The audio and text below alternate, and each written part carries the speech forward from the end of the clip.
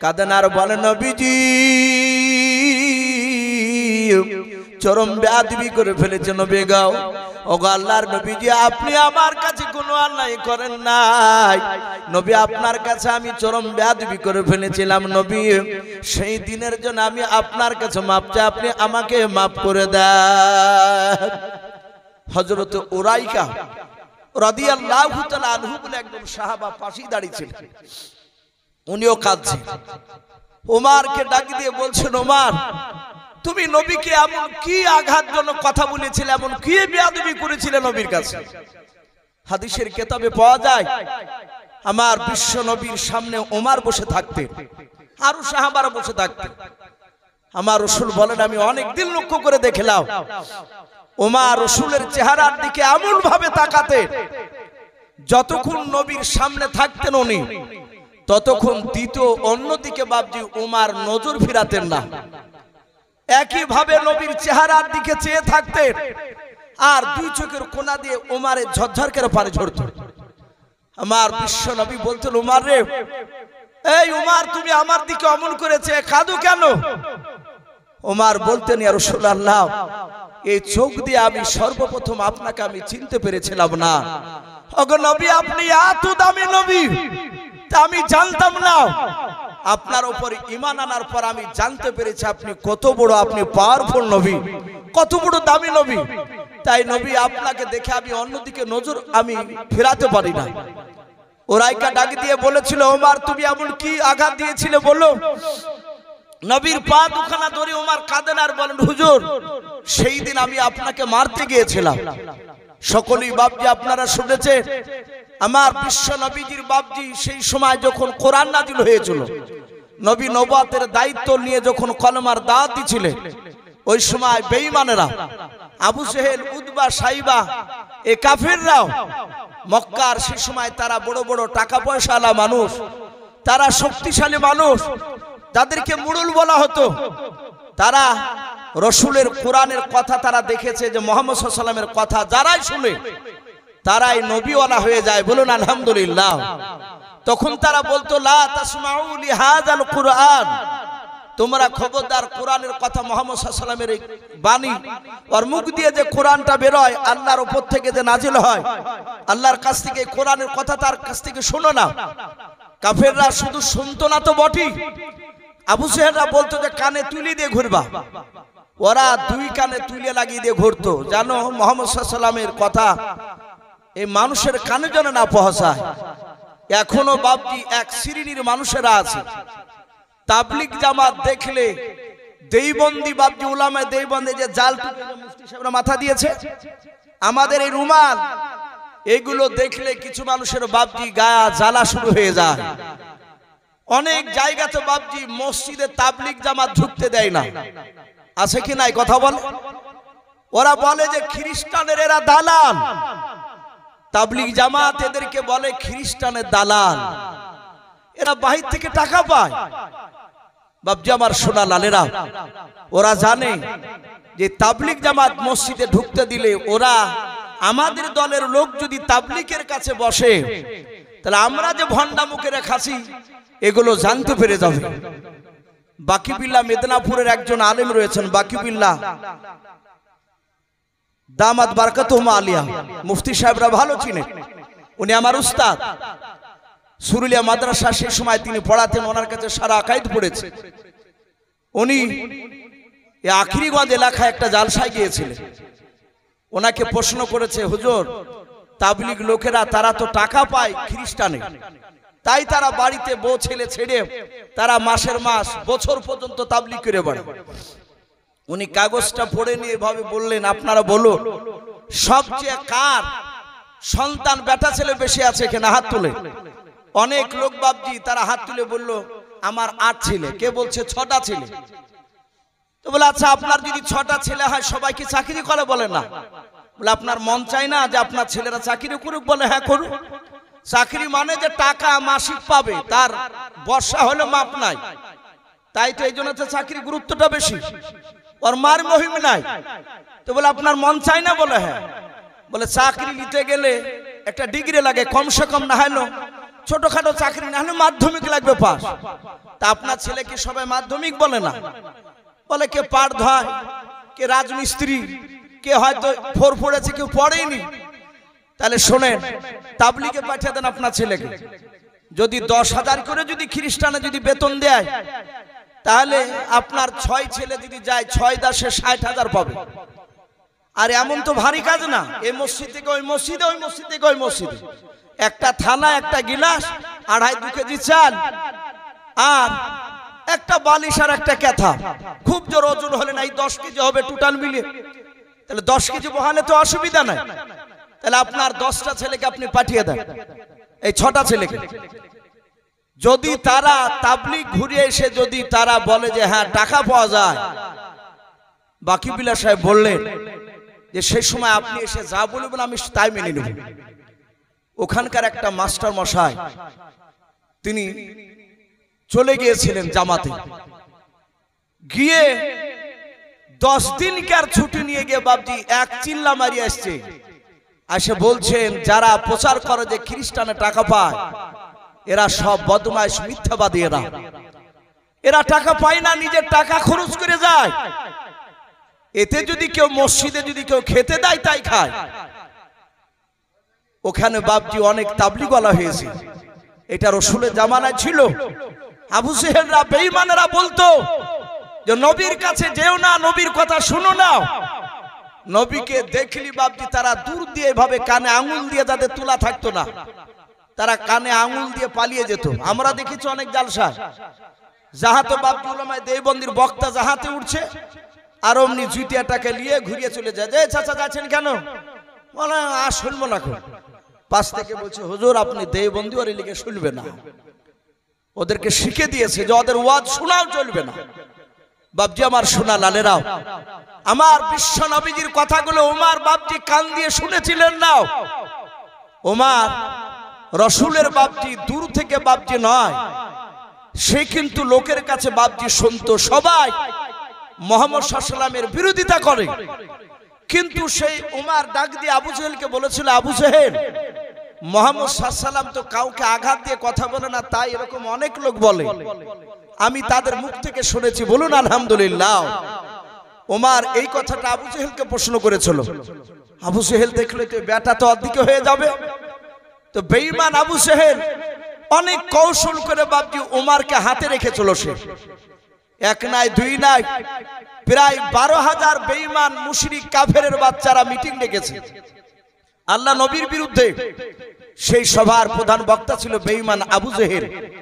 ওই জায়গায় দাঁড়িয়ে বাবজি আবু জেহেল বলল, কেউ আছো আব্দুল্লাহর সন্তান মুহাম্মদ সাল্লাল্লাহু আলাইহি ওয়াসাল্লামের মাথা কাটতে পারবা, নবীকে মারতে পারবা? কেউ আছো? 12,000 লোক সবাই বাবজি তাকাতাকি করছে, কেউ হাত তুলে সাহস পায় না। তারা এটাও জানতো মুহাম্মদ সাল্লাল্লাহু আলাইহি ওয়াসাল্লামকে মারা অত সহজ নয়। সঙ্গে সঙ্গে আবু জেহেলের দরবারে ওমর হাত উঁচু করে বলেছিল, আমি মারবো, আমি তাকে জবাই করব। 12,000 লোক সব কাফের এইভাবে হাত তালি মেরে তাকে বাহবা দিল, আনন্দ দিল। আবু জেহেল বলল, তুমি যদি মুহাম্মদ সাল্লাল্লাহু আলাইহি ওয়াসাল্লামকে মারতে পারো, তার মাথা কেটে নিয়ে আসতে পারো, তোমাকে বড় বড় 3টে উপহার দিব। ওমর তাতে রাজি হয়ে গেল। ওমর সেখানে ওয়াদা করে কথা দিয়ে ওলঙ্গা তলোয়ার খানা ওমর সঙ্গে করে নিয়ে ময়দান দিয়ে দৌড়াচ্ছে, রাসূলকে মারতে যাচ্ছে। ওমর মুসলমান সাহাবাদেরকে, নবীর সাহাবাদেরকে দেখলে তার চোখ লাল হয়ে যেত, কারণ তার তো ঈমান নাই। কিন্তু নবীজি ওমরের শক্তির ব্যাপারে বলেছেন, আল্লাহ ওমরকে এত শক্তি দিয়েছিলেন, ওমরের 2 হাতে 50টা যুবকের শক্তি একাই আল্লাহ ওমরকে দিয়েছিলেন, বলুন সুবহানাল্লাহ। নবীর আরেকটা চাচা আমির হামজার হাতে দিয়েছিলেন। ওমরের এত শক্তি ছিল, ওমর তার দুশমনকে জবাই করে চামড়ার মুশুকে ওই মৃত ব্যক্তির, জবাই করা ব্যক্তির রক্ত ভরে নিত। ভরে নেওয়ার পরে যাকে জবাই করেছে, মেরেছে ওমর, তার রক্তকে নিয়ে তার বংশে তার বাপ যদি বেঁচে থাকতো, তার বাড়ির দরজায় গিয়ে তার বাপের নাম ধরে ডাকতো, ডেকে কাছে বলতো যে তোর ছেলেকে যে মেরেছি, তার ছেলে রক্ত খাবে। মুখে করে নিয়ে ওমর তার গায়ে ছিটা মারত রক্ত। ভাবতে পারেন কত বড় বাপজি শক্তিশালী ছিল ওমর। সেই সময় কুখ্যাত বাপজি আপনার বাহাদুর মস্তান ওমর রাসূল সাল্লাল্লাহু আলাইহি সাল্লামকে মারার জন্য দৌড়াচ্ছে। মরুভূমির ময়দান দিয়ে বাপজি যাচ্ছিল, আর ওখানে একজন রাসূলের সাহাবা, কিতাবে তার নাম লিখেছে বাপজি হযরত নাঈম রাদিয়াল্লাহু তাআলা। উনি বলছেন, এই উমর ভাই, এই কি ব্যাপার, এভাবে দৌড়ে যাচ্ছ কোথায়? ওমর থমকে দাঁড়িয়ে বলল, বড্ড বাড়া বেড়েছে আব্দুল্লাহর সন্তান মুহাম্মদ সাল্লাল্লাহু আলাইহি ওয়াসাল্লাম, ও তো দুরূদ পড়ছে না, ওই আব্দুল্লাহর ছেলের মাথা কাটতে যাচ্ছি। হযরত নাঈম বললেন, ভাই ওমর, তুমি একা, ওর তো সাথীরা আছে, ওরা তো তোমাকে কম করে ছাড়বে না। নাঈমের সাথে ওমরের একটু বন্ধুত্ব ছিল। আমাদের অনেক সময় আমাদের হিন্দু ভাইদের সাথে অনেকের বন্ধুত্ব থাকে না, অনেক মুসলমানের। তো বললো, ভাই ওমর, তুমি একা, ওর তো দলবল আছে, ওরা তো কম করে ছাড়বে না। ডাক দিয়ে বলল, ভাই তোর কথা শুনে মনে হচ্ছে তুই নবীর লোক। নাঈম বলল, ভাই আমি নবীর কলেমা পড়ে মুসলমান হয়েছি। এই ওমর, তুমি আমাকে মারার আগে, নবীকে মারার আগে তোমার বাড়িটা ভালো করে খোঁজ নিয়ে এসো। ওমর চিৎকার করে বলল, বাড়ি মানে? বলে, তোমার আপন কলিজার টুকরা বোন ফাতেমা নাই? বলে, আছে তো। বলে, ফাতেমার বিয়ে দিয়েছো সাঈদের সঙ্গে না? বলে, হ্যাঁ। বলে, তোমার সেই ফাতেমার স্বামী সাঈদ তোমার দুলা ভাই হচ্ছে, আর তোমার বোন ফাতেমা, ওরা দুজনাই স্বামী স্ত্রীতে যেই নবীকে মারতে যাচ্ছ সেই নবীর কলেমা পড়ে তারা মুসলমান হয়ে গিয়েছে। জোরে বলুন সুবহানাল্লাহ। ওমরের যা রাগ ছিল নবীর উপর, তার চেয়ে বাপজি 7 গুণ বেড়ে গিয়েছে রাগ। বলে, মিথ্যা বলছিস না তো? নাঈম বলছে, নবীর উপর কলেমা পড়ে যেদিন থেকে কলেমা পড়েছি সেদিন থেকে মিথ্যা কথা বলি নাই। বলুন সুবহানাল্লাহ। আর রাসূলের যারা উম্মত হবে, বন্ধ হবে, তারা মিথ্যা কথা বলেন না। বাপজি আমার সোনা লালেরা, আল্লাহর নবী জনাবে মুহাম্মদ রাসূলুল্লাহ সাল্লাল্লাহু তাআলা আলাইহি ওয়াসাল্লাম বিশ্ব নবীজির বাপজি যখনই কথাটা বাপজি বলেছে যে তার ভাই কলেমা পড়ে নিয়েছে,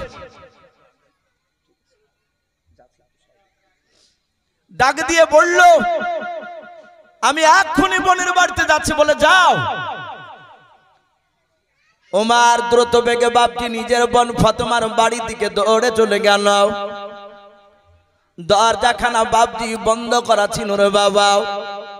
হাদিসে এটা পাওয়া যায়, ওমর কলেমা পড়ার আগে বিশ্ব নবী আমার প্রকাশে কলেমার দাওয়াত দিতে বাপজি ভয় পারতেন না। নবীজি চুপি চুপি বাপজি কলেমার দাওয়াত দিয়ে বেড়াতেন। এতে অনেকে বাপজি কলেমা পড়তো, আবার যারা কলেমা পড়তে গিয়ে বাপজি আবু জেহেলের লোকেরা জানতে পারতো, তারা জোর করে নবীর সাহাবাকে নিয়ে গিয়ে তারা অত্যাচার করতো, মারতো।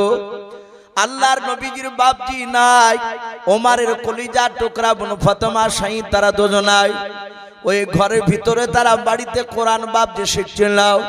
হযরত খাব্বাব রাদিয়াল্লাহু তাআলা আনহু বলে একজন নবীজির সাহাবা, উনি বাপজি নবীর তরফ থেকে বাপজি সাঈদ আর সাঈদের স্ত্রী ফাতেমাকে, ওদের স্বামী স্ত্রী দুজনাকে বাপজি কলেমার বাপজি আপনার কথা পড়ানোর পর কোরআন বাপজি সেখানে শেখানোর জন্য গোপনে কোরআন বাপজি তেলাওয়াত করে শোনাচ্ছিলেন।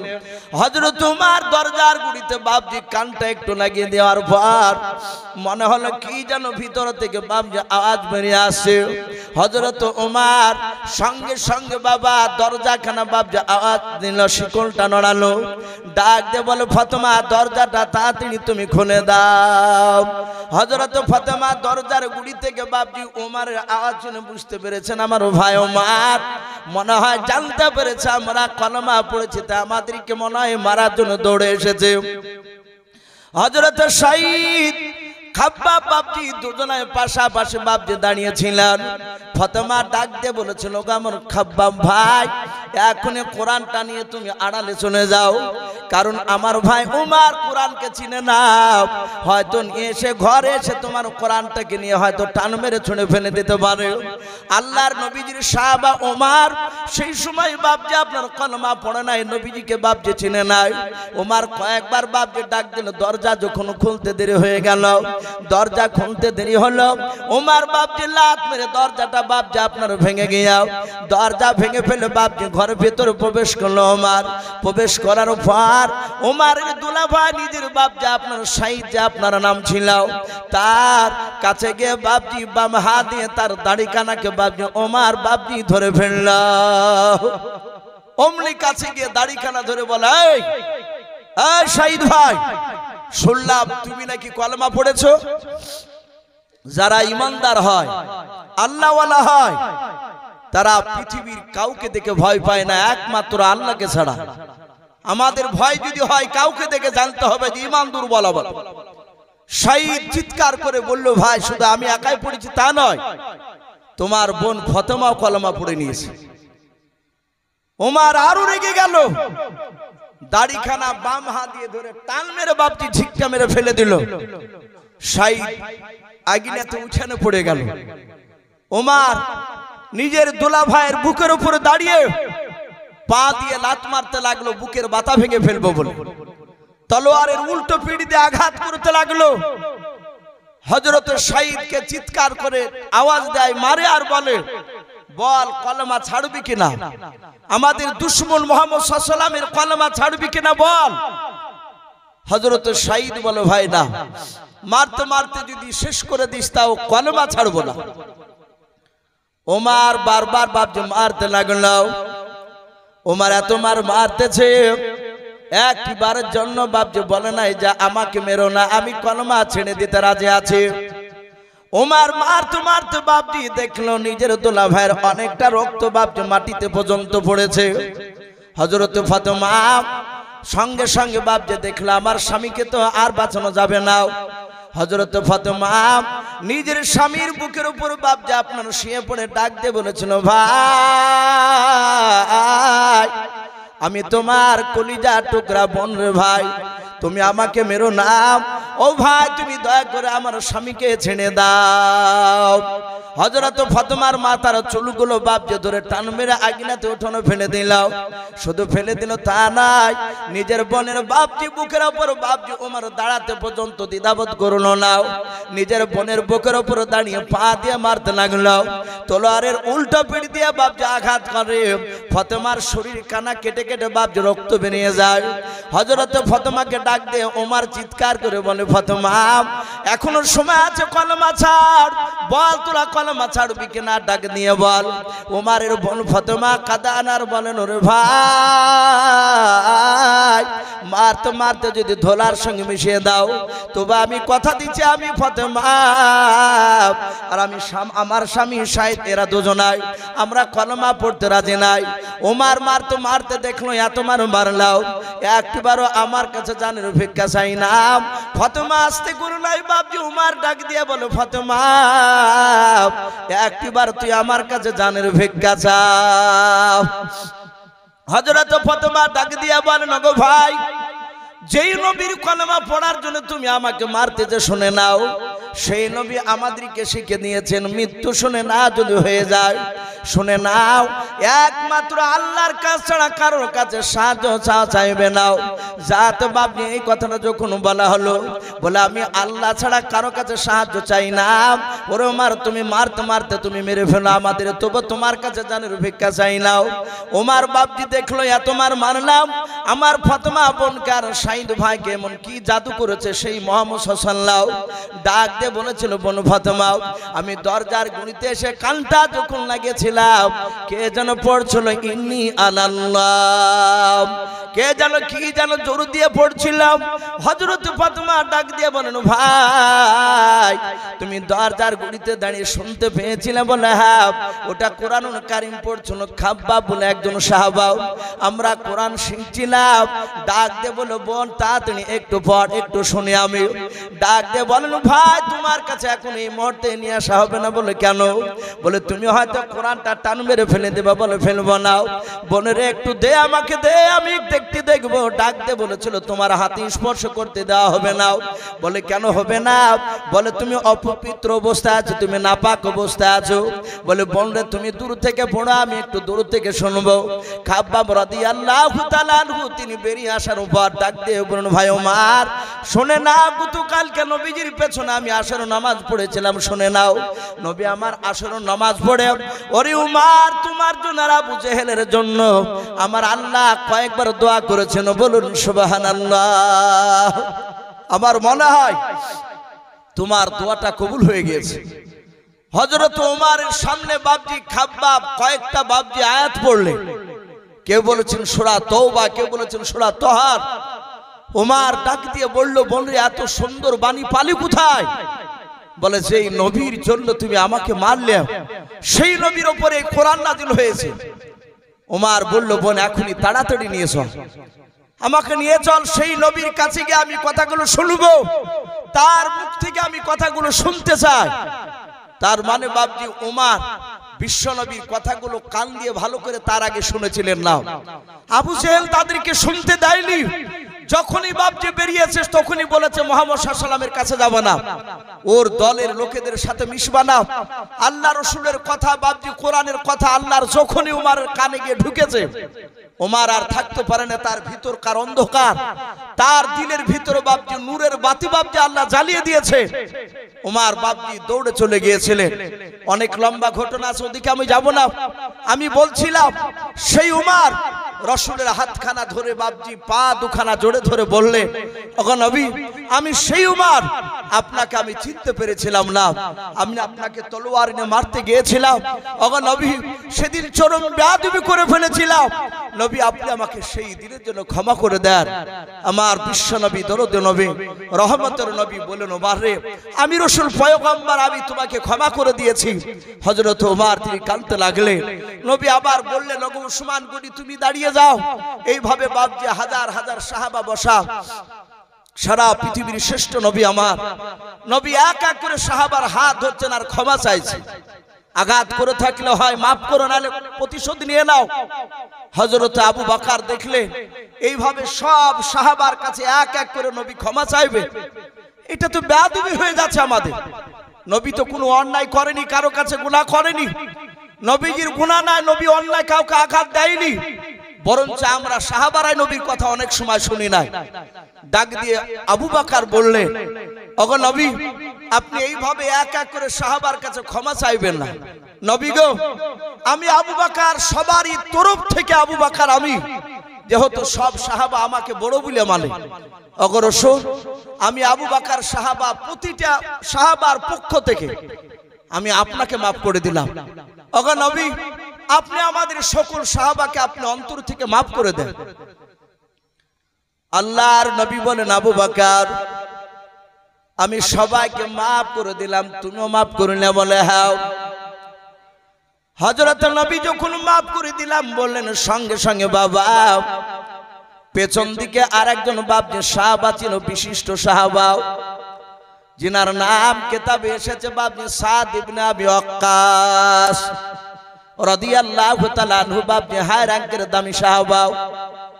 ওই সাহাবা পেছন দিক থেকে চিৎকার করে ডাক দিয়ে বলেছিলেন, ইয়া রাসূলুল্লাহ ইয়া হাবিবাল্লাহ, সমস্ত সাহাবারা ওমরকে মাফ করে দেওয়ার জন্য দায়িত্ব দিতে পারে আপনার সামনে, কিন্তু আমি সাদ ইবনে আবি ওয়াক্কাস আমি আপনাকে অতক্ষণ পর্যন্ত আমি ক্ষমা করব না, মাফ করব না। নবী গো যতক্ষণ পর্যন্ত আমি আপনাকে নিজ হাতে আমি মেরে প্রতিশোধ না নিতে পারবো, জোরে বলুন সুবহানাল্লাহ। নবীকে মারবো বলেছে সাদ ইবনে আবি ওয়াক্কাস। সব সাহাবা আশ্চর্য হয়ে গেলেন। আবু বকর কাঁদেন আর বলেন, ভাই রে নবীকে মারা তো দূরের কথা, নবীর দিকে চোখটা টেढ़ा করে তাকালে ঈমান নষ্ট হয়ে যায়, আর তুই নবীকে মারবো বলছিস। হযরতে সাদ ইবনে আবি ওয়াক্কাসের মেজাজ একদম হাই টেম্পার হয়ে আছে। ডাক দিয়ে বলে, তোমরা মাফ করতে পারো, আমি মাফ করব না। আল্লাহ রাসূল বললেন, ওকে সাহাবা, ওকে ছেড়ে দাও। ওমর সকল সাহাবা বলছে, নবী একটু সময় দেন, ও সাহাবা হয়তো ভুল করেছে, আমরা একটু বুঝিয়ে দেখি, সে যদি ক্ষমা করে দেয়। আল্লাহ রাসূল বসে বসে শুনছে। সব সাহাবারা বললেন, ভাই সাদ ইবনে আবি ওয়াক্কাস, নবীকে মাফ করে দাও, নবীকে মেরো না। একই কথা বলছেন, আমি কারো কথা শুনবো না। লাস্টে আবু বকর বললেন, ভাই সাদ ইবনে আবি ওয়াক্কাস শুনে নাও, আমরা যতগুলো সাহাবা আছি সব সাহাবারা আমরা যা একটু ভালো কাজ করেছি, আল্লাহ যদি তার বিনিময়ে যদি নেকি দান করে, আমাদের সকল সাহাবারা আমাদের তরফ থেকে সব নেকিগুলো তোমাকে দান করে দিচ্ছি, ভাই তার বিনিময়ে রাসূলকে মাফ করে দাও। সাদ ইবনে আবি ওয়াক্কাস বলল, আমি নিব না, আমি ক্ষমা করব না, আমি রাসূলকে মারবই। লাস্টে আবু বকর সিদ্দিক রাদিয়াল্লাহু তাআলা আনহু তিনি কাঁদেন আর বলেন, ভাই সাদ ইবনে আবি ওয়াক্কাস, তুমি তো জানো আমি আবু বকর, আমার বিশ্ব নবী আমার নেকির ব্যাপারে, আমার মর্যাদার ব্যাপারে অনেক সময় তোমাদের সামনে বলেছে। আপনারা সকলেই জানেন, আমার বিশ্ব নবী আবু বকরকে যেদিন মক্কা থেকে হিজরত করে নিয়ে গিয়েছিলেন, সেই দিনকে রাত্রে নবীজির বন্ধু আবু বকরের ব্যবহার দেখে আমার বিশ্ব নবী এত খুশি হয়েছিলেন। আর আল্লাহ কোরআনে বলেছেন, কুল ইন কুনতুম তুহিব্বুনাল্লাহ ফাত্তাবিউনি ইউহিব্বুকুমুল্লাহ ওয়া ইয়াগফির লাকুম যুনুবাকুম ওয়াল্লাহু গফুরুর রহিম। আমার আল্লাহ বলেছেন, হে রাসূল আপনি বলুন, আমার সান্নিধ্য লাভ করতে হলে, আমার জান্নাত নিতে হলে, ফাত্তাবিউনি, হে রাসূল আপনার জন্য ইত্তেবা অনুসরণ করে যেন চলে। ওগো আমার বিশ্ব নবী আপনার ইত্তেবা অনুসরণ করে চললে ইউহিব্বুকুমুল্লাহ, আমি আল্লাহ তাকে ভালোবাসবো, বলুন আলহামদুলিল্লাহ।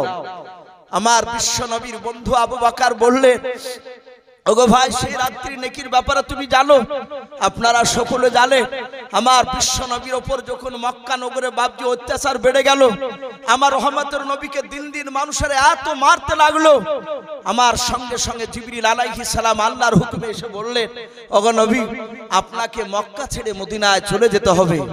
আমার রাসূল বললেন, ওগো জিবরিল এই মুহূর্তে কি যাওয়া লাগবে? বলে, না আমি তা জানি না, এখনই যেতে হবে তা বলেননি আল্লাহ, কিন্তু এতটুকু বলেছেন, আল্লাহর যেদিন অর্ডার হবে সেদিন আপনাকে এসে বলবো, আপনি আর আপনার বন্ধু আবু বকর দুজনাকে মক্কা ছেড়ে মদিনায় চলে যাওয়া লাগবে। সঙ্গে সঙ্গে জিবরিল আলাইহিস সালাম তিনি চলে গেলেন, অদৃশ্য হয়ে গেলেন। নবীর কাছে কোনো কথা নতুন আসলে সঙ্গে সঙ্গে দৌড়ে গিয়ে নবীর বন্ধু আবু বকরের কাছে বলতেন, বলুন আলহামদুলিল্লাহ। নবী আমার আবু বকর বাড়িতে গিয়ে বলেন, আবু বকর এই কিছুক্ষণ আগে জিবরিল এসেছিলেন, আমাকে আর তোমাকে মক্কা ছেড়ে মদিনায় চলে যেতে হবে। হযরত আবু বকর বলছেন, লব্বাইক রাসূলুল্লাহ, আমি এখনই তৈরি আছি, বলুন আলহামদুলিল্লাহ।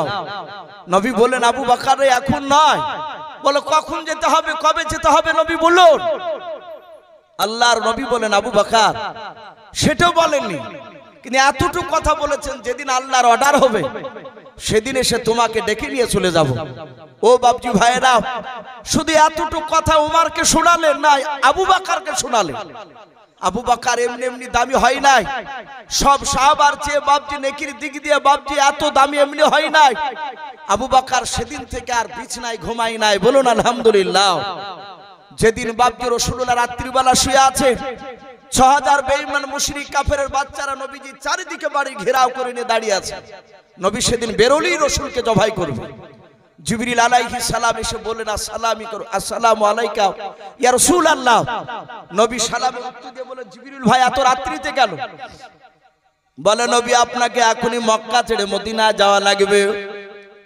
আল্লাহর নবীজি ডাক দিয়ে বলেন, ওরে জিবরিল ভাই এখনই যাওয়া লাগবে? বলে, হ্যাঁ। বলে, নবী আপনি দেখতে চান আপনার বাড়ির চারিদিকে কারা দাঁড়িয়ে আছে? আল্লাহ রাসূলের হাতখানা ধরে জিবরিল আলাইহিস সালাম আগিনাতে উঠোনে নিয়ে গিয়ে বাপজি দাঁড় করে দিলেন। বলে, নবী আপনি চারিদিকে তাকে দেখুন। নবীজি তাকে দেখলেন, ৬০০০ বেঈমান মুশরিক কাফেরের বাচ্চারাও নবীর চারিদিকে গণ করে বাপজি ঘেরাও করে নিয়ে দাঁড়িয়ে আছে। নবী বলেন জিবরিল ভাই এখন আমি কেমন করে এখান থেকে বেরিয়ে যাব তুমি বলে দাও। বলে নবী চিন্তা করবেন না, আপনাকে বেরিয়ে দেওয়ার ব্যবস্থা আল্লাহ করে দিবেন, আমাকে পাঠিয়েছে আপনাকে বের করে দেওয়ার জন্য।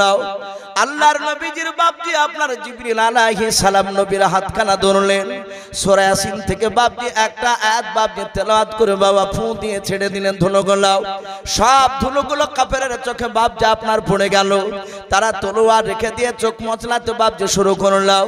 আল্লাহর নবীজির বিছানায় নবীজির জামাই আলী রাদিয়াল্লাহু তাআলা আনহুকে বিছানায় শুয়ে দিয়ে বাবা আবু জেহেল আর সাইবা, কেউ বলেছেন আবু জেহেল আর উদবা, এরা দুজনা পাশাপাশি ছিল।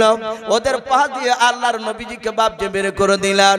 আল্লাহর নবীজি যাওয়ার পর আস্তে করে বাপজি আবু বকরের বাড়ির দরজায় গিয়ে ডাক দিয়ে বলেছেন আবু বকর, কেউ বলেছেন শুধু আবু শব্দটা বের করেছিলেন।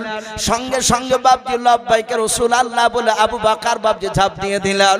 নবী আমার দেখলেন আবু বকর মাথায় একটা পোটলা আছে। আল্লাহর নবীজি আশ্চর্য হয়ে বলেন আবু বকর, ওরে আবু বকর তোমার মাথার পোটলা কেন তুমি একটু বলাও।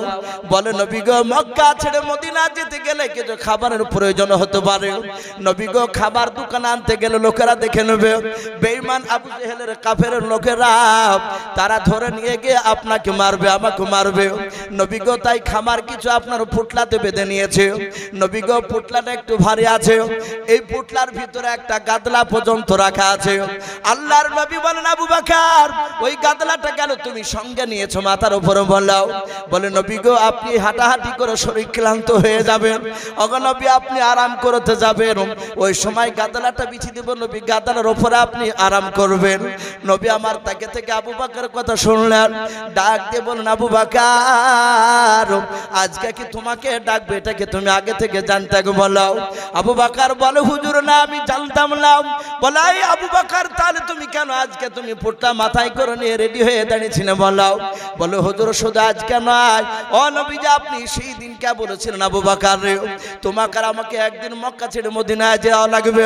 আমি সেদিন বলেছিলাম নবী কবে যেতে হবে আপনি বলুন ডেটটা বলুন, বলেছিলেন আমি জানি না। ওগো নবী আপনি বলেছিলেন আল্লাহর যেদিন অর্ডার হবে সেই দিন এসে তোমাকে ডেকে নিয়ে চলে যাব আবু বকর। ওগো আল্লাহর নবী যে আজ থেকে প্রায় কোন রাবি লিখেছেন বাপজি 6 মাস আগে বাপজি কথাটা বলেছিল, বলুন সুবহানাল্লাহ। আল্লাহর নবীর বন্ধু আবু বকর বলে নবীজি ওই 6 মাস থেকে খোদার কসম কেন বলে নবী গো এশার নামাজ আপনার পেছনে জামাতে পড়ে আসার পর এ পোটলা মাথায় করে নিয়ে ও নবীজি আমার বাড়ির দরজার গুড়িতে পিঠ লাগিয়ে দাঁড়িয়ে আমি কানটা দরজার বাইরে আমি একটু লাগিয়ে রাখতাম। ওগো নবীজি একটু ফলো করে থাকতাম। আল্লাহর নবীজি কখন এসে ডাক দিবে আমি দৌড়ে বেরে যাব। ওগো আল্লাহর নবীজি আমি যদি নিদ্রা থেকে যাই নবী আপনি এসে ডাক দিবেন আবু বকর, ও আবু বকর করে ডাক দিবেন নবী গো। আপনার আওয়াজখানা যদি একবার শুনতে না পাই, ও নবীজি 2 বার শুনতে না পেলে নবী গো হয়তো বেঈমান আবু জেহেলের কাফেররা আপনার আওয়াজ শুনে হয়তো আপনাকে ধরে ফেলবে, আপনাকে আঘাত করবে। নবী কিয়ামতের ময়দানে আল্লাহ যদি একবার যদি বলে আবু বকর আমার নবী এসে তোমার বাড়ির দরজায় 2 বার ডাক দিয়েছিল কেন তুমি আওয়াজ দিতে পারো নাই। ওগো নবী এই কারণে সারা রাত ফজর পর্যন্ত আমি দাঁড়িয়ে থাকতাম। নবী আজও সেই দিনকার মতো আজও দাঁড়িয়েছিলাম। ওগো নবী যার কথা বলা যাবে না, তাড়াতাড়ি চলুন আপনি কোথায় নিয়ে চলে যাবেন। আল্লাহর নবী বলেন আবু বকরকে সাথে নিয়ে আমার সঙ্গে সঙ্গে আবু বকর যখন চলতে লাগলো আল্লাহর নবী বলেন আমি অনেকটা রাস্তা লক্ষ্য করে দেখলাম আবু বকরকে। আবু বকর রাস্তা দিয়ে যেতে যেতে বাবা একবার নবীজির ডান পাশে যায় আর একবার নবী বলেন দেখি দৌড়ে গিয়ে বাম পাশে চলে যায়। আবার আবু বকরকে দেখতে পাই আবু বকর সামনের দিকে দৌড়ে যায়, আবার সামনের দিক থেকে পেছন দিকে দৌড়ে চলে যায়। আল্লাহর নবী বলেন অনেকটা রাস্তা চলে গেল আবু বকর আমার সঙ্গে এভাবে বারবার চারিদিকে শুধু আমার চারিদিকে ছোটাছুটি করে। আল্লাহর নবী মনে মনে মনে ভাবলেন মনে হয় আমার আবু বকর তার বিবির উম্মানের জন্য হয়তো মনটা খারাপ করে, তার পিতা আয়েশা আসমার জন্য হয়তো মনটা খারাপ করে। আল্লাহর নবী বলেন আবু বকর একটু দাঁড়াও। নবী আবু বকর হাতটা ধরে বলেন আবু বকর রে, আমার বাড়ি থেকে নয় তোমার বাড়ি থেকে আমি লক্ষ্য করে দেখলাম তুমি আমার সঙ্গে যাচ্ছিলাও, একবার সামনের দিকে একবার বাম দিকে আবার পেছন দিকে। এই আবু বকর চারিদিকে তুমি দৌড়াদৌড়ি করে বুঝি তোমার বাড়ি যেন মনটা বড় খারাপ করে। আবু বকর কাঁদেন আর বলেন নবীজি আপনাকে এত ভালোবাসে নবী গো। ওগো আল্লাহর নবী শুনে নেন, আপনার সাথে থাকলে আমি পৃথিবীর সব কিছু ভুলে যাই। বলুন সুবহানাল্লাহ। বলে নবী তুমি কেন চারিদিকে আবু বকর তুমি দৌড়াছিলে বলো। আবু বকর বলে হুজুর আমি ডান দিকে কেন যাচ্ছিলাম, বাম দিকে কেন যাচ্ছিলাম আপনি জানেন না বলে নাও। ওরে আবু বকর গায়েবের খবর অদৃশ্য খবর আল্লাহ ছাড়া কেউ জানে না, এই জন্য আমিও জানি না তোমার অন্তরের কথাও। কেন তুমি চারিদিকে দৌড়াদৌড়ি করেছিলে তুমি বলো। আল্লাহর নবীজিকে ডাক দিয়ে আবু বকর বলে হুজুর আজকে রাত্রিবেলায় আমি ডান দিকে চলে যাচ্ছি আপনার সাথে কেন শুনে নাও। আজকে যে রাত্রিবেলায় মক্কা ছেড়ে মদিনায় আমরা পালিয়ে যাচ্ছি। ওগো আল্লাহর নবীজি এই কথাটা কোন রকমে যদি আবু জেহেলের লোকেরা গতকালকে যদি টের পেয়ে যায় জানতে পেরে যায় হয়তো আবু জেহেলের লোকেরা এই রাস্তার দিকে হয়তো চারিদিকে বেঈমানেরা তীর ধনুক নিয়ে দাঁড়িয়ে থাকবে। নবী গো ডান দিকের বাহু দেখে হয়তো বেঈমানেরা ডান দিকের কাফেররাও আপনার বাহুখানা দেখে ডান দিকে লক্ষ্য করে হয়তো তারা তীরখানা ছড়বে।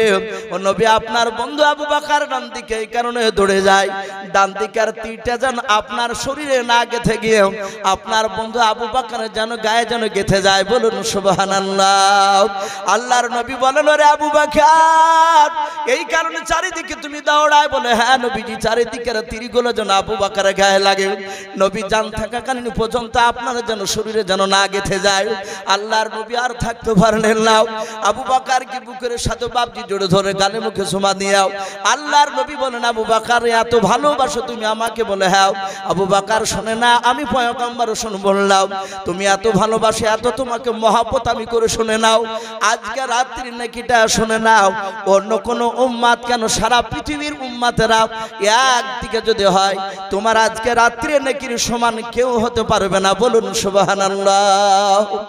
সেই আবু বকর ডাক দিয়ে বলছেন ভাই সাদ ইবনে আবি ওয়াক্কাস আমার ওই রাত্রি নাকিটা পর্যন্ত আমি তোমাকে দান করে দিয়েছি, তুমি রাসূলকে maaf করে দাও।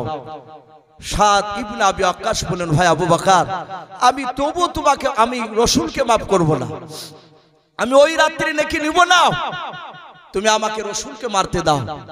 নবী বলেন আবু বকর ওকে ছেড়ে দাও, যদি তোমরা ওকে জোর করে যদি ক্ষমা চেয়ে নাও হয়তো আল্লাহ কিয়ামতের ময়দানে এটা আমাকে প্রশ্ন করতে পারে তুমি তোমার সাহাবাকে দিয়ে জোর করে তুমি ক্ষমা করে নিয়েছো, তোমাকে মারবো বলছিল মারতে দাওনি, সেদিন আমি কিয়ামতের ময়দানে জান্নাত যেতে গিয়ে আটকা পড়ে যাব।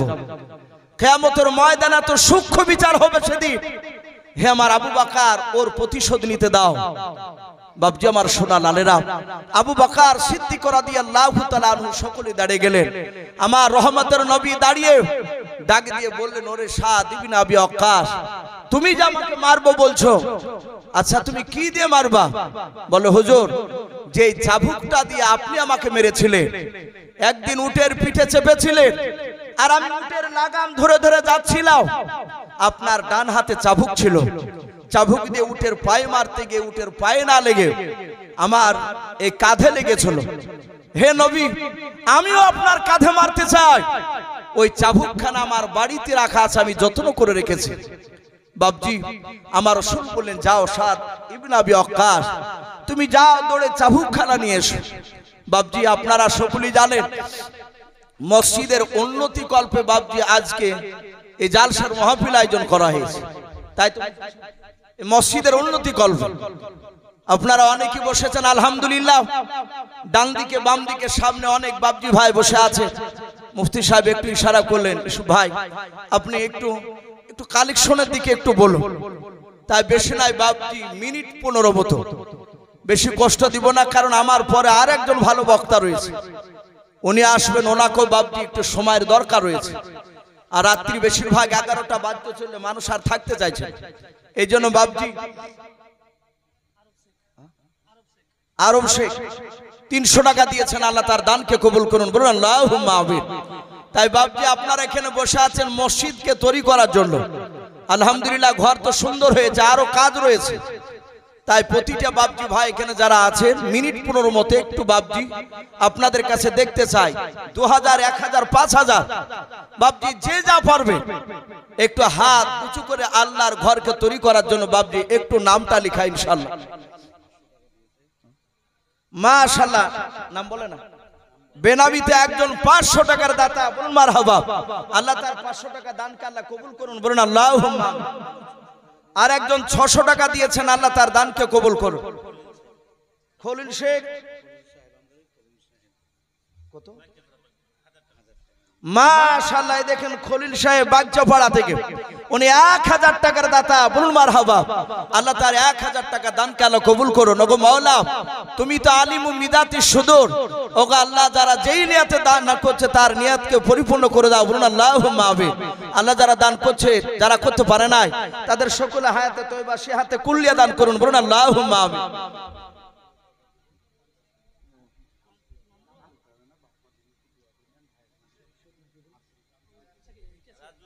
মাশাআল্লাহ, মসজিদের বর্তমান কেশিয়ার, উনি বারবার বলছেন যে আমার নামটা হুজুর বললেন না, ওনার বাপ মার নামে, বাপ মা ভাই মারা গিয়েছে, ওনাদের নামে বাপজি 1 নয় 5000 টাকার দাতা, বলুন মারহাবা, বলেন আরে তাকবীর।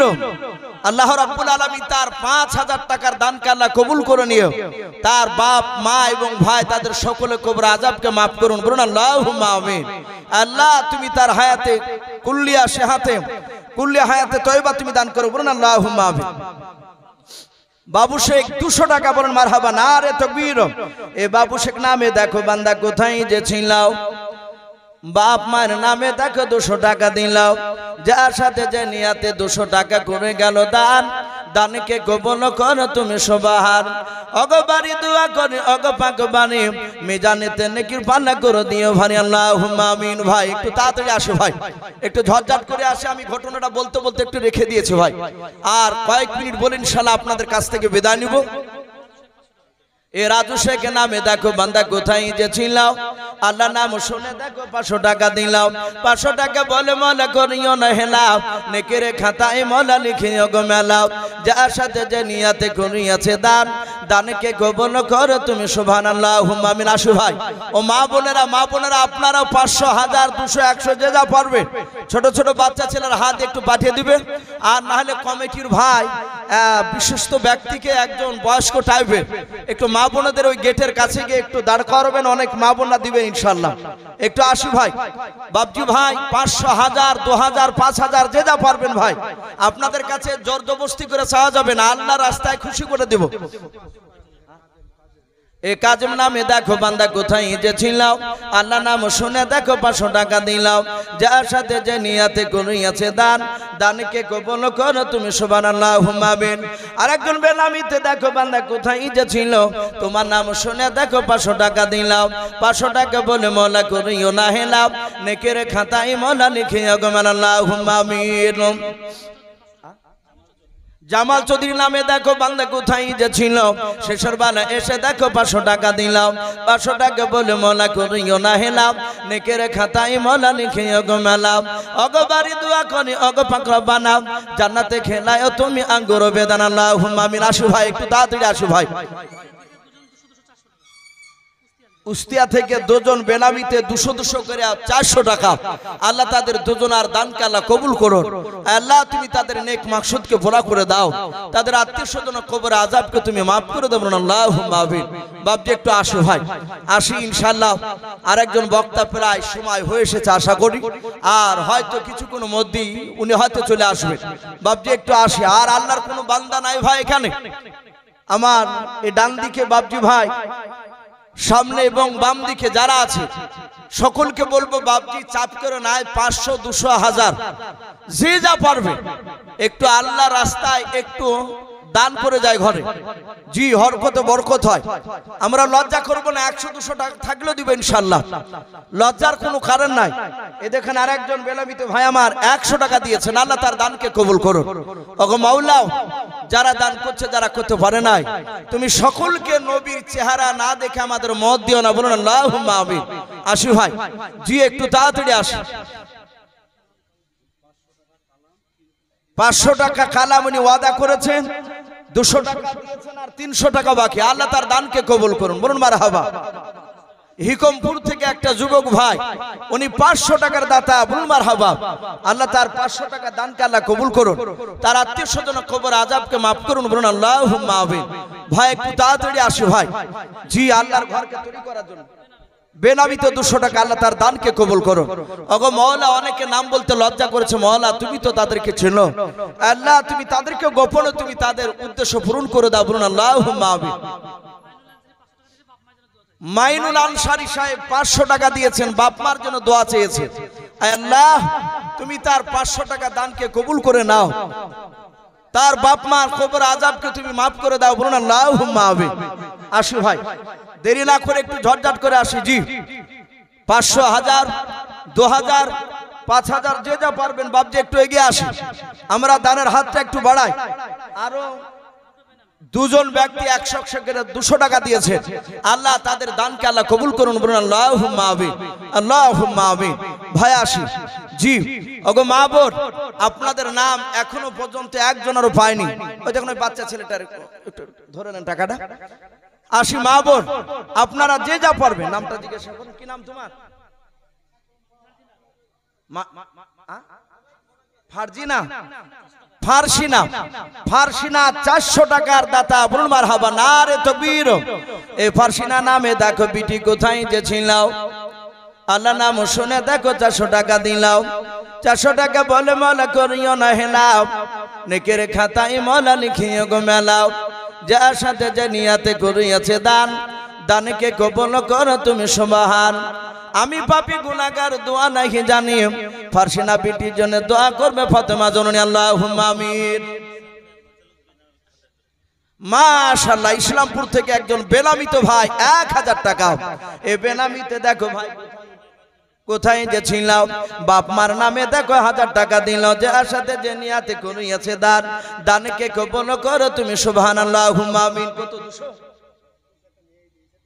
আর একজন বেনামিত মা আমার পর্দা নাড়ানো হতে কোথায় যে ছিল, এসে দেখো মালা 200 টাকা দিলাম, যার সাথে যে নিয়াতে বেনামিত মা আমার 200 টাকা করিয়াছে দান, দানকে কবুল করো তুমি সুবহান।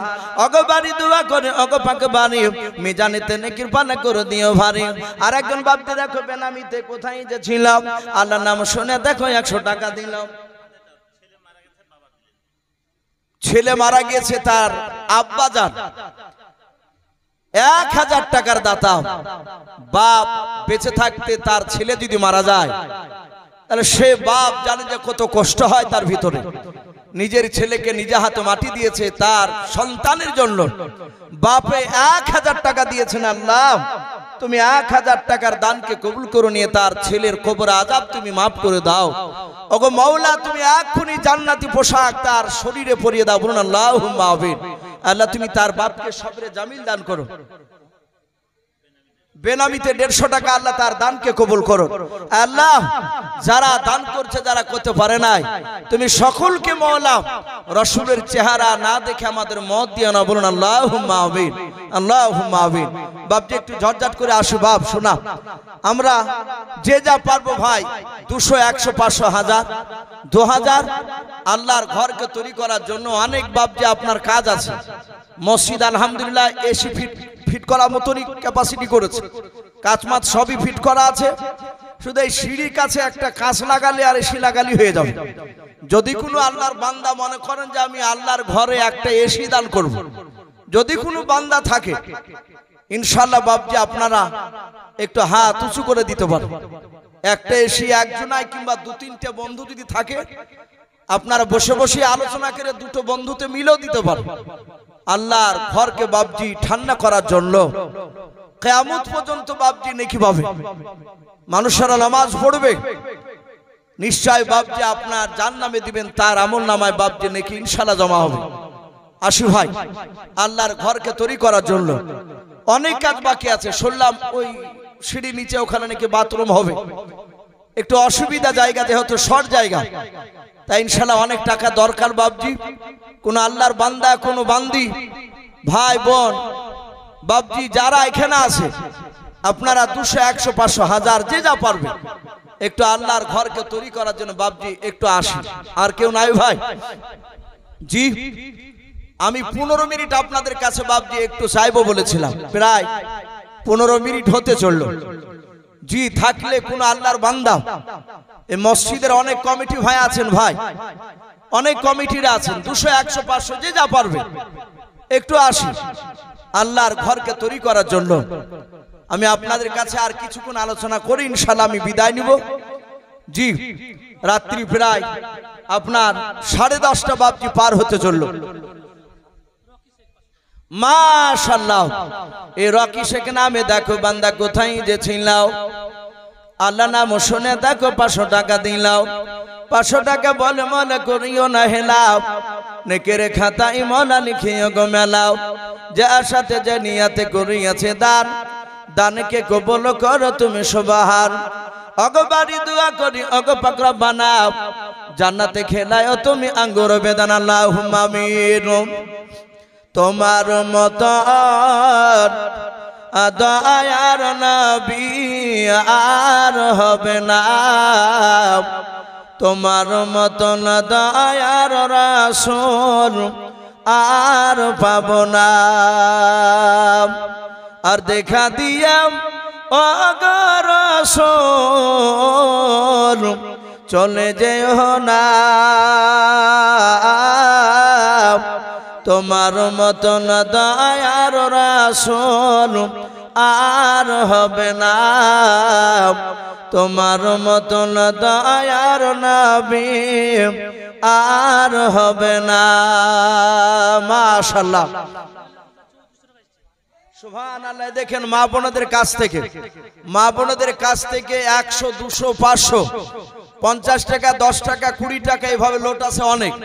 ওখান থেকে 3400 টাকা, বলুন মারহাবা, 3400 টাকা আমার সকল মা বোনদের তরফ থেকে তারা তুলে আল্লাহর ঘরকে তৈরি করার জন্য তারা পাঠিয়েছেন, বলুন মারহাবা, নারে তাকবীর।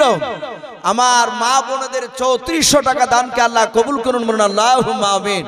ওগো মাওলা, তুমি আমার সকল মা বোনের ঈমানটা হযরতে মা ফাতেমাতু জোহরা রাদিয়াল্লাহু তাআলা আনহার মতো ঈমান বানিয়ে দাও, বলুন আল্লাহুম্মা আমিন, আল্লাহুম্মা আমিন। আসি ভাই, আর কোন যদি আল্লাহর বান্দা থাকেন শেষের বেলায়, জি একটু আসি, 200, 500, 1000 আল্লাহর ঘরকে তৈরি করার জন্য ভাই একটু আসি আল্লাহর ঘরকে তৈরি করার জন্য। শয়তানে বাপজি বাধা দিবে দিস না, কিন্তু বাপজি এগুলো কিয়ামতের ময়দানে বাপজি কাজে আসবে। আজ দুনিয়া টাকা পয়সা সব পড়ে থাকবে। আপনারা আশা করি বাপজি প্রায় মানুষই জানেন মওত এখন বাপজি আর সময় লিছে না, হঠাৎ করে মারা যাচ্ছে মানুষ, একটা কিয়ামতের আলামত। মানুষ নামাজ পড়ে আস্তে আস্তে বলছে চায়ের দোকানে চা খাচ্ছিল, মানুষটা মারা গেছে। কে বলছে মাঠে ভুল লড়াতে গিয়ে মারা গেছে। এগুলো কিয়ামতের আলামত বাপ। কার কখন মওত বাপজি চলে আসবে আমরা কেউ জানি না। হয়তো আমাদের মধ্যে থেকে কোনো বান্দির হয়তো বাপজি কাপড়ের দোকানে চলে এসেছে, আমরা হয়তো জানি না। তাই বাপজি আমরা সাবধান হই এবং আল্লাহর রাস্তায় কিছু দান করার চেষ্টা করি ভাই। জি আসি, দান করলে বাপজি ফুরাই না, বরকত হয়, এটা নবীর কথা। দান দিয়ে একবার পরীক্ষা করে দেখুন, ইনশাআল্লাহ দিবে আল্লাহ, বরকত দিবে, এটা রাসূলের কথা। কেশিয়ারের ভাইরা উনি 700 টাকা, বলুন মারহাবা। আল্লাহ তার 700 টাকা দানকে কবুল করে নিয়ে তার আত্মীয় স্বজনের কবর আযাবকে মাফ করুন, বলুন আল্লাহুম্মা আমিন। আল্লাহ, যারা দান করছে, যারা করতে পারে না, তুমি সকলকে হায়াতে তয়্যবা এবং সিহাতে কুল্লিয়া দান করুন, বলুন আল্লাহুম্মা আমিন। মানুষের শরীর সুস্থ থাকা এটা একটা বড় আল্লাহর নিয়ামত। সুস্থ থাকা, আপনি 3 বার বেলায় একবার খেতে পান অসুবিধা না, কিন্তু সুস্থ থাকা একটা আল্লাহর বড় নিয়ামত। আল্লাহর নবী বলেছেন তুমি দোয়া চাও, হে আল্লাহ, তুমি আমাকে যতদিন বেঁচে রাখবা ইমানি হালাতে এবং সুস্থতা রাখো। এই দোয়াটা বেশি বেশি কেন করা দরকার? আর একটা রাসূল বলেছেন, দোয়া করো তোমরা রুজির যেন অভাব আল্লাহ না দেয়। আল্লাহ রুজি আজ টাকা দিয়েছে, কালকে কেড়ে নিবে, কাছ থেকে টাকা চলে যাবে, জানতে পারবো না। অনেক মানুষকে দেখা যায় বাপজি বুলেট ছাড়া ঘুরতো না, আবার দেখা যাচ্ছে একটা সাইকেলও জুটছে না, এরকম হয়ে গেছে অবস্থা। আল্লাহ রাব্বুল আলামিন কার কখন আপনার ধন সম্পদ কাকে দিবেন আবার কেড়ে নেবেন, এটা আল্লাহই জানে, আল্লাহর হাতে। তাই বাপজি সম্পদ থাকতে থাকতে কিছু আল্লাহর রাস্তায় বাপজি জমা দিয়ে যায়, যেটা কিয়ামতের ময়দানে কবরে কাজে লাগবে। যে আসি বেনামিতে 200 টাকা দিয়েছেন, আল্লাহ তার 200 টাকা দানকে আল্লাহ কবুল করুন, বলুন আল্লাহুম্মা আমিন। ভাই ইনশাআল্লাহ আপনারা আসো, যদি কেউ বাপজি বাকি থাকেন তাহলে আসো, যেহেতু এখানে বিরাট চাপের ব্যাপার না, খুশি ভাবে আল্লাহ রাস্তায় ভক্তি ভরে বাপজি কিছু যা পারবেন তাই দেন। যে আপনাকে দিতে হবে, না হলে আপনাকে এখান থেকে যেতে দেওয়া হবে না, তা নয়। আসি ভাই আমরা একটু দিয়ে যাই। আর আমি যে কথাটা বলছিলাম, আর 2-4 কথা বাপজি বাকি রয়েছে। আল্লাহ রাসূল সাল্লাল্লাহু তাআলা আলাইহি ওয়াসাল্লামের সাহাবা সাদ ইবনে আবি ওয়াক্কাস রাদিয়াল্লাহু তাআলা আনহু, উনি চাবুকটা বাপজি বাড়িতে দৌড়ে চলে গেলেন, নিয়ে আসলেন। হাজার হাজার সাহাবা সকলেই চোখ দুটো এভাবে বন্ধ করে আছেন, আহারে আমার নবীকে মারবে, আমরা তাকিয়ে এগুলো সহ্য করতে পারবো না, কিন্তু উপায় নাই, যেহেতু নবী বলেছেন তার প্রতিশোধ বদলা তাকে নিতে দাও, হয় মাফ করবে না হলে প্রতিশোধ নেবে। সে তো মাফ করেনি, ওকে আসতে দাও। আমার বিশ্ব নবী রহমতের নবী সামনে দিকে দাঁড়িয়ে, সাদ ইবনে আবি ওয়াক্কাস, এ দেখেন মাসাদুল ভাই এই প্যান্ডেল বানা, প্রায় জায়গাতে এলাকায় দেখতে পাওয়া যায় উনারই শেড বেশি চলে, আর শেডগুলো আলহামদুলিল্লাহ ভালোই চালায়।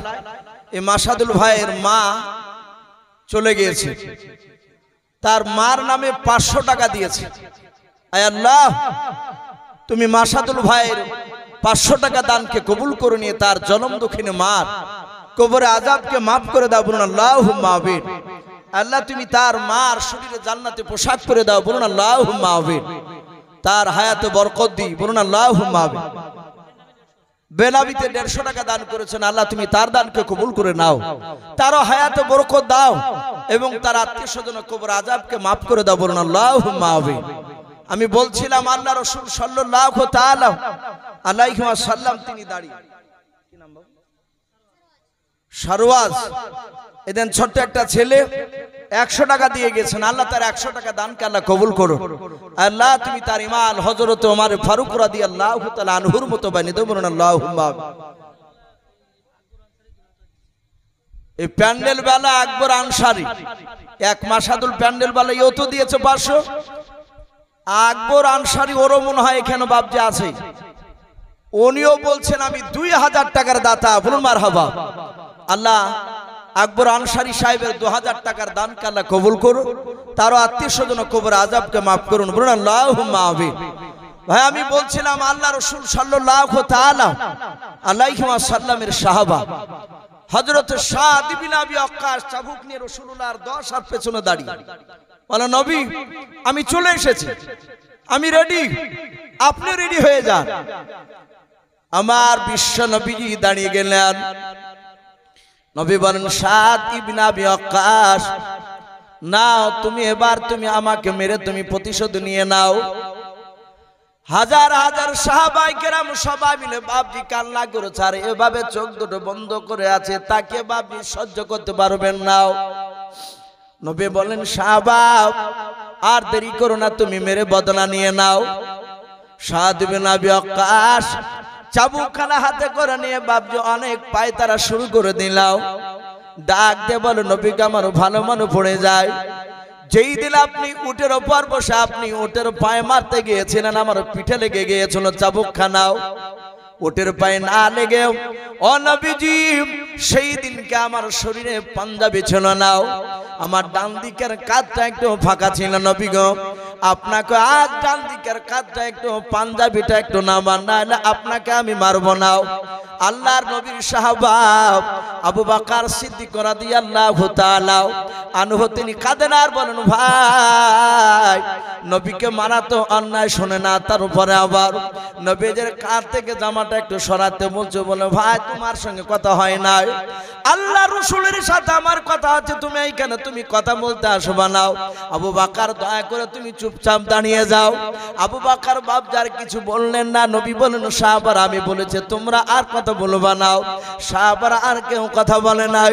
আল্লাহর নবী বলেন, ওরে সাদ ইবনে আবি ওয়াক্কাস জামাটা একটু টানা লাগবে বলে। হাও সাদ ইবনে আবি ওয়াক্কাস তিনি দাঁড়িয়ে দাঁড়িয়ে দেখছেন আল্লাহর নবী আমার সামনের দিকে মুখ করে, রে বাবা সামনের দিকে আর বাপজি এইভাবে বাপজা আপনার ডান দিকের কারিবানটাও আমরা জামার কলার বলে অনেকে ওই কলারটা বাপজি এইভাবে যাতে একটু টেনে দিলেন। সাদ ইবনে আবি ওয়াক্কাস লক্ষ্য করে দেখলেন বাবা যখন বাপজি টেনে জামাটা একটু সরালেন আর দেখলেন নবীজির ডান দিকের কাঁধে একটা গোস্তের বাপজি টুকরা ছিল, হাড়ের টিপির সমান বাপজি আপনার মোটা কবিতর ডিমের সমান বাপজি একটু উঁচু গোস্তের টুকরা ছিল। ওটাকে আল্লাহর নবী বলেছেন ওটা আমার মাহারে নবাত, বলুন সুবহানাল্লাহ। আল্লাহর নবীজির সাহাবা বললেন, নবী গো আর জামাটা টানা লাগবে না, যাহাতে বাপজি মাহারে নবাত একটু আলাদা হয়ে গিয়েছে, দেখতে পাওয়া গিয়েছে। সাদ ইবনে আবি ওয়াক্কাস নবীর কাছে যাওয়ার পর নবীজিকে বাপজি নামের মাথার উপর দিয়ে চাবুকখানা ফেলে দিয়ে, রে বাবা আল্লাহর নবীর মাহারে নবাতে চুমা দিয়ে দিলেন, বলুন সুবহানাল্লাহ। সাদ ইবনে আবি ওয়াক্কাস চুমা দিয়া চাবুকখানা ফেলে দিয়ে বাপজি নবীর পা দুখানা ধরে বাপজি কেঁদে কেঁদে বলেন, ও গো আল্লাহর নবীজি চরম বেয়াদবি করে ফেলেছে নবী গো, ও নবী আপনাকে কি আমি মারতে পারি নবী? ও গো আল্লাহর নবী যে আপনি দয়া করে আপনি আমাকে ক্ষমা করে দেন। সব সাহাবারা অবাক। নবী বলেন, এই সাদ ইবনে আবি ওয়াক্কাস তাহলে তুমি মারবো বললে কেন? বলে হুজুর আপনি দুনিয়ার বুকে 10 জন ব্যক্তির জান্নাতের খোঁজখবরি শুনিয়েছেন, বলেছেন আবু বকর উনি জান্নাতি, ওমর জান্নাতি, হাসান হুসাইন রাদিয়াল্লাহু তাআলা আনহুম আজমাইন এরা জান্নাতি। এভাবে নারী পুরুষ আপনি 10 জনকে খোঁজখবরি শুনিয়েছেন। এই 10 জনের সিরিয়ালে সাদ ইবনে আবি ওয়াক্কাসের নামটা নেই। ওগো নবী আপনি মেরেছিলেন, আমি একটু খুশি হয়েছিলাম, কিন্তু নবী আজকে আমি আপনার কাছে একটু অভিনয় করেছি। আমি আপনার ওই মাহারে নবুয়তের ব্যাপারে আপনার মুখ থেকে শুনেছিলাম, আপনি বলেছেন আদম নবীকে দেয় নাই, মুসা নবীকে দেয় নাই, ঈসা নবীকে দেয় নাই, ইদ্রিস নবীকে দেয় নাই, জারজিস নবীকে দেয় নাই, হুদ নবী আলাইহিস সালাম এইভাবে এক এক করে হে রাসূল আপনি বাদ দিয়ে কোন নবী রাসূলকে এই মাহারে নবুয়তটা দেয় নাই, শুধু আপনাকে দিয়েছে। নবী নিশ্চয় এটা অত্যন্ত দামি। তা আমি সেই দিন থেকে আমি কৌশল অবলম্বন করছিলাম কবে সুযোগ পাবো আপনার ওই মাহারে নবুয়তটা একটু চুমা দেওয়া। নবী আমার এটা আশা, চুমা দিলে মনে হয় আমাকে জাহান্নামের আগুন আর স্পর্শ করবে না। নবী আপনি আমার জন্য একটু দোয়া করুন যেন জাহান্নামের আগুন আমাকে যেন স্পর্শ না করে, কারণ নবী আপনার মুখে শুনেছি জাহান্নামের আগুন এত ভয়ঙ্কর, আল্লাহ যদি জাহান্নামে দেয় সে জাহান্নামের আগুন আমি সহ্য করতে পারবো না। বাপজি সে রাসূল সাল্লাল্লাহু তাআলা বেনামিতে একজন 500 টাকা দিয়েছেন, আল্লাহ তার দানকে কবুল করুন, বলুন আল্লাহুম্মা আমিন। ভাই আমার বলার উদ্দেশ্য এই যে সারা পৃথিবীর শ্রেষ্ঠ নবী তিনিও সাহাবার কাছে মাপ চেয়েছেন। তাহলে আমরা অনেক সময় মানুষকে চলতে হাঁটতে গিয়ে বসতে গিয়ে কথা বলতে গিয়ে অনেক সময় মানুষকে আঘাত দিয়ে থাকি, আমরা ক্ষমা চাইবো ভাই বলুন ইনশাআল্লাহ। আমরা লজ্জা করবো না, আমরা মানুষকে আঘাত দিলে আমরা তার কাছে ক্ষমা চাইবো।